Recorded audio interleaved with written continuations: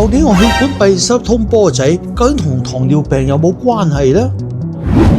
係啦，嗱，如果心臟嘅血管塞咗咧，要通波仔嘅話咧，同糖尿病絕對有關係。我哋啲心臟嘅血管咧，又叫做大血管啊。其實咧，糖尿病患者咧會有大嘅發炎啦，同埋斑塊增生或者破損嘅風險㗎。糖尿病咧唔單止係會影響呢啲嘅心臟大血管啊，仲會影響埋腎臟同埋其他新陳代謝嘅機制㗎。咁所以咧，近年咧我哋有個概念叫做 CKM 症候群啦，就係糖尿病、高血壓同埋高血脂，都係會影響我哋身體唔同嘅器官，咁我哋用藥物嘅時候咧，要一併咁處理嘅。咁例如啦，有一隻新藥啦，叫做 SGLT2 抑制劑啦，就係可以咧好好嘅護心排糖藥嚟㗎，咁可以咧改善我哋糖尿病嘅控制啦。另一款嘅新藥咧就叫做 GLP1 促進劑，咁又係咩藥嚟嘅咧？咁就係可以大幅減低我哋嘅體重啦，同埋又可以護心護腎控制血糖㗎。咁當然啦，如果有呢啲藥要用嘅時候咧，記得同醫生商量下喎。